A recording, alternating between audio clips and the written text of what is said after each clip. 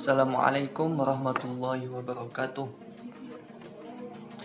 Alhamdulillahirabbil alamin wa bihi nasta'in ala umri dunya waddin wassalatu wassalamu alal asrafil anbiya'i wal mursalin sayyidina wa maulana Muhammadin wa ala alihi wa sahbihi ajma'in, amma ba'd.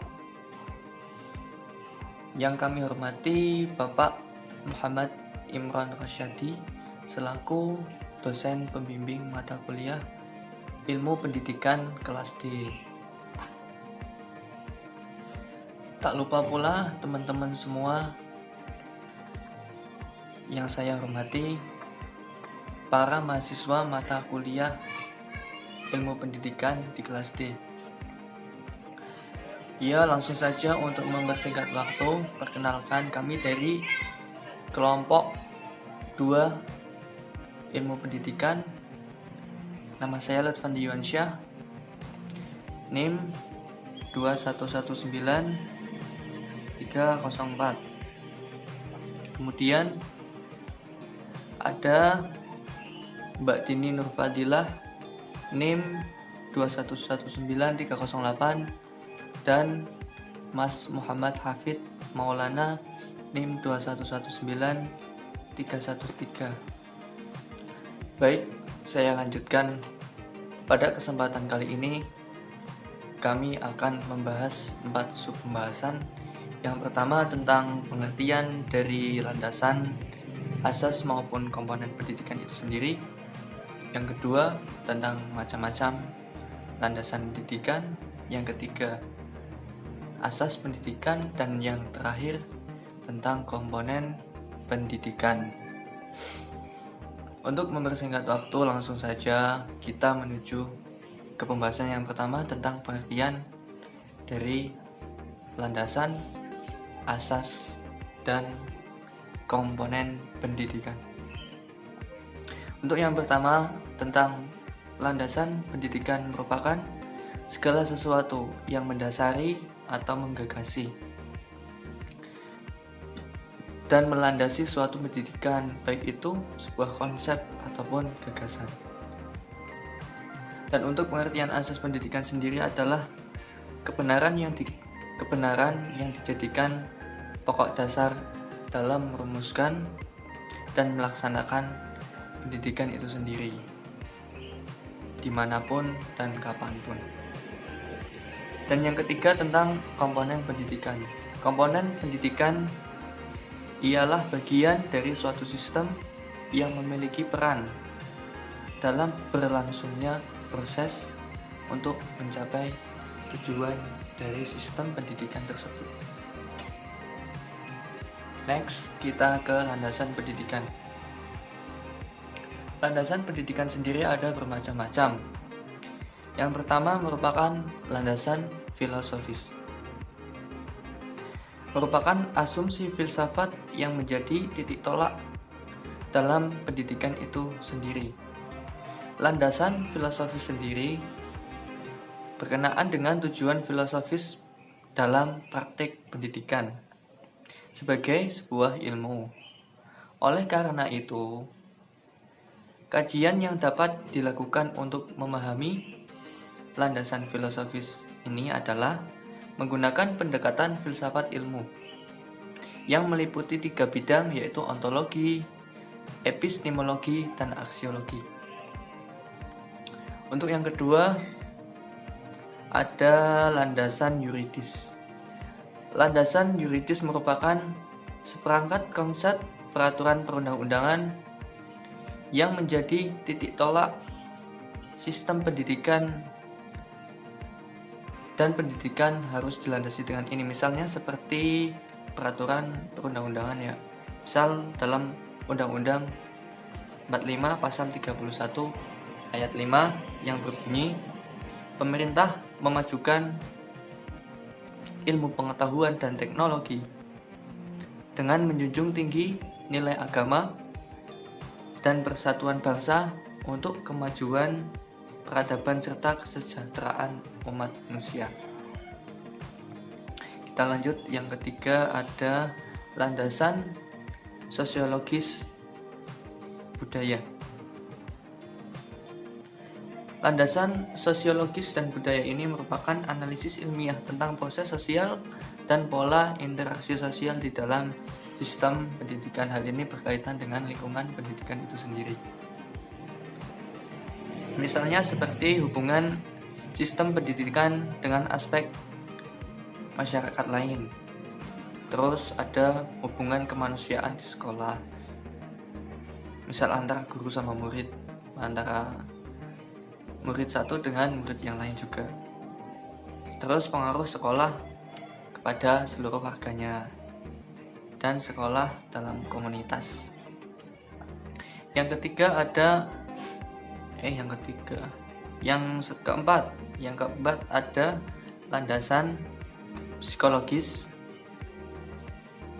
Landasan psikologis pada pendidikan sangat penting karena landasan ini dapat dijadikan untuk memahami manusia, khususnya proses perkembangan dan proses pembelajaran.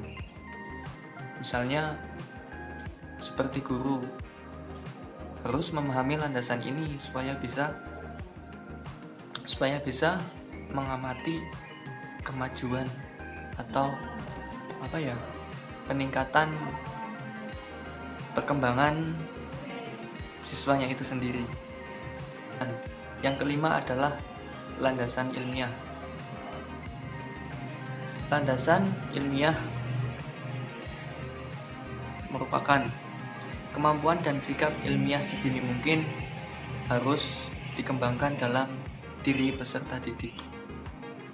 Pembentukan keterampilan dan sikap ilmiah sedini mungkin tersebut secara serentak akan meletakkan dasar terbentuknya masyarakat yang sadar akan ilmu pengetahuan dan teknologi dan calon-calon pakar iptek di masa yang akan datang. Yang keenam merupakan landasan supervisi pendidikan. Supervisi merupakan usaha petugas sekolah dalam memimpin guru-guru dan petugas pendidik lainnya dalam rangka memperbaiki pengajaran termasuk pengembangan atau pertumbuhan para guru, menyelesaikan dan merevisi tujuan pendidikan, bahan-bahan dan metode mengajar, serta penilaian dalam pengajarannya. Dan yang terakhir ada landasan strategi pembelajaran. Strategi merupakan susunan pendekatan ataupun kaidah untuk mencapai tujuan dengan menggunakan tenaga, waktu, dan kemudahan secara optimal. Strategi pembelajaran ini terdiri atas semua komponen materi pengajaran atau prosedur yang akan digunakan untuk membantu siswa dalam mencapai tujuan yang akan dicapai. Baik, untuk selanjutnya akan dilanjutkan oleh Mbak Dini yang akan menjelaskan tentang asas pendidikan. Saya akan melanjutkan materi mengenai asas-asas pendidikan. Asas-asas pendidikan itu sendiri itu terbagi menjadi beberapa. Yang pertama itu asas semesta, menyeluruh, dan terpadu. Semesta itu sendiri itu maksudnya pendidikan diselenggarakan secara terbuka ataupun secara umum bagi seluruh masyarakat Indonesia. Kemudian menyeluruh itu maksudnya pendidikan harus mencakup semua jenis dan jenjang pendidikan dari TK, SD, SMP, SMA maupun perguruan tinggi. Kemudian terpadu itu artinya pendidikan tidak dapat dipisahkan dari keseluruhan pembangunan bangsa. Asas ini itu berarti bahwa pendidikan nasional itu terbuka atau umum bagi setiap masyarakat Indonesia, mencakup semua jenis dan jenjang pendidikan, dan merupakan satu kesatuan usaha yang tidak dapat dipisahkan dari keseluruhan usaha pembangunan bangsa. Kemudian, asas yang kedua itu adalah asas pendidikan sepanjang hayat. Artinya, setiap masyarakat Indonesia itu diharapkan untuk selalu berkembang sepanjang hidupnya, dan di lain pihak masyarakat dan pemerintah itu diharapkan agar dapat menciptakan situasi yang menantang untuk belajar. Pendidikan sepanjang hayat ini adalah pendidikan yang harus pertama meliputi seluruh hidup setiap individu. Yang kedua, mengarah kepada pembentukan, pembaharuan, peningkatan, dan penyempurnaan secara sistematis pengetahuan, keterampilan, dan sikap yang dapat meningkatkan kondisi hidupnya. Yang ketiga, itu tujuan akhirnya adalah mengembangkan penyadaran diri setiap individunya. Yang keempat, meningkatkan kemampuan dan motivasi untuk belajar mandiri, tidak bergantung pada orang lain, maksudnya seperti itu. Yang kelima, itu mengakui kontribusi dari semua pengaruh pendidikan yang mungkin terjadi, termasuk yang formal, informal, ataupun non-formal. Yang ketiga, asas tanggung jawab bersama. Tanggung jawab itu adalah kewajiban terhadap segala sesuatu yang dilakukan. Tanggung jawab sangat berkaitan dengan kewajiban seseorang terhadap tugas atau perbuatan yang sedang dilakukan. Suatu aktivitas ataupun perbuatan yang dilakukan tanpa adanya tanggung jawab itu akan terjadi secara tidak terarah ataupun asal-asalan. Dalam kegiatan pendidikan atau proses pendidikan harus didasarkan pada asas tanggung jawab ini, karena kegiatan apapun yang dilakukan dalam pendidikan selalu diarahkan untuk mencapai tujuan, yakni membimbing dan mendidik para siswanya agar dapat tumbuh dan berkembang secara optimal sesuai dengan kemampuan dan potensi yang dimiliki oleh peserta didik. Yang keempat, itu adalah asas manfaat, adil, dan merata. Maksudnya adalah asas ini yang memandang manusia Indonesia atau masyarakat Indonesia seutuhnya tanpa ada diskriminasi ataupun perbedaan ya antara rakyat kota, desa, daerah-daerah, suku-suku bangsa, jenis kelamin, agama, dan lain sebagainya. Kemudian, hendaknya hasil dari pendidikan itu dapat dimanfaatkan sebesar-besarnya bagi kemanusiaan, bagi peningkatan kesejahteraan rakyat, dan bagi pengembangan pribadi setiap manusia Indonesia. Asas selanjutnya adalah asas Tutwuri Handayani. Asas Tutwuri Handayani ini merupakan asas pendidikan Indonesia yang bersumber dari asas Taman Siswa. Asas Tutwuri Handayani ini digagas atau dikumandangkan oleh Ki Hajar Dewantoro. Asas Tutwuri Handayani ini maknanya itu bahwa setiap orang itu berhak mengatur dirinya sendiri dengan tetap berpedoman pada tata tertib kehidupan yang umum. Terdapat dua semboyan untuk dalam asas Tutwuri Handayani. Semboyan yang pertama itu ing ngarso sung tulodo. Ing ngarso sung tulodo artinya di depan memberi contoh, tulodo contoh. Artinya hal yang baik mengingat kebutuhan anak maupun pertimbangan guru. Di bagian depan, seorang guru akan membawa buah pikiran pada muridnya ke dalam sistem ilmu pengetahuan yang lebih luas. Ia menempatkan pikiran atau gagasan para siswanya atau para peserta didiknya dalam cakrawala yang baru, yang lebih luas. Nah, dalam posisi ini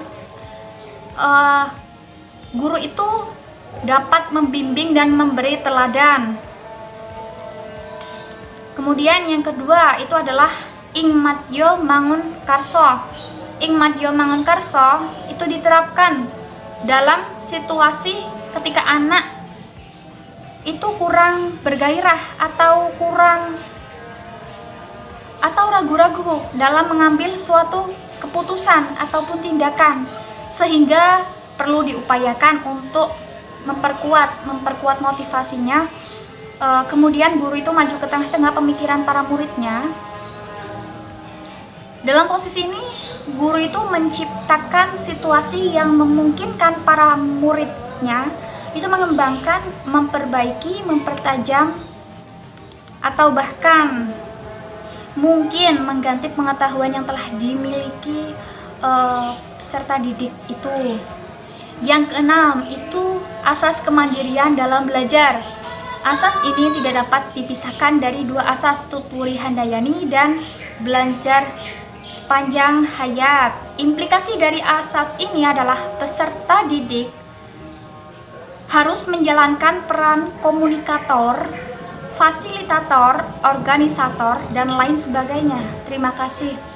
Kemudian akan disambung oleh pemateri selanjutnya. Assalamualaikum warahmatullahi wabarakatuh. Alhamdulillahirrahmanirrahim. Kita dapat bertemu pada perkuliahan kali ini. Perkenalkan, nama saya Muhammad Hafid Maulana, NIM 2119313. Akan menjelaskan tentang apa itu komponen pendidikan. Ya, langsung saja. Komponen pendidikan adalah komponen yang memungkinkan terjadinya proses pendidikan atau terlaksananya proses pendidik. Jadi, pendidikan mempunyai komponen-komponen yang mana di dalamnya harus ada dalam suatu pendidikan. Nah, komponen-komponen pendidikan terbagi menjadi 4 macam. Yang pertama yaitu tujuan pendidikan. Tujuan pendidikan adalah mempunyai fungsi yaitu mendidik murid untuk berpribadi yang kamil atau lengkap dan berakhlak mulia.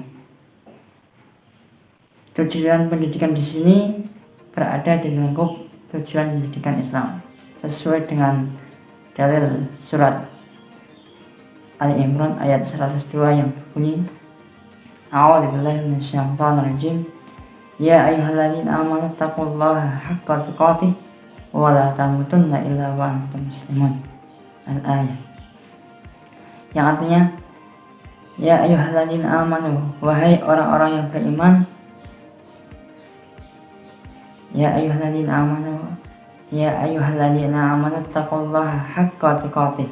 Bertakwalah kepada Allah dengan takwa yang sebenar-benarnya. Wala tamutunna, dan janganlah kalian meninggal atau wafat illa wa antum muslimun, kecuali kalian dalam keadaan muslim. Komponen yang kedua yaitu peserta didik. Neil Armstrong berpendapat persoalan anak didik harus dipertimbangkan dalam pendidikan, mengenai latar belakang budaya masyarakat peserta didik, kemampuan anak didik, dan hambatan-hambatan peserta didik. Yang ketiga yaitu pendidik. Pendidik adalah komponen yang paling penting di dalam pendidikan. Dan yang terakhir adalah isi pendidik. Isi pendidik di sini mempunyai arti atau kaitan dengan tujuan pendidikan. Hanya ini yang dapat saya sampaikan. Bila ada kesalahan saya mohon maaf. Nun wal qalami wa ma yasturun fastabiqul khairat Wassalamualaikum warahmatullahi wabarakatuh. Mungkin itu saja yang bisa kami sampaikan. Kami mohon maaf yang sebesar-besarnya apabila dalam penyampaian materi banyak kesalahan. Dan setelah ini apabila ada yang mau bertanya, silahkan tulis saja pertanyaan kalian, pertanyaan teman-teman di kolom komentar disertai dengan nama dan NIM. Insya Allah kami akan menjawab sebisanya. Terima kasih. Wabillahi taufiq wal hidayah wal afu minkum. Assalamualaikum warahmatullahi wabarakatuh.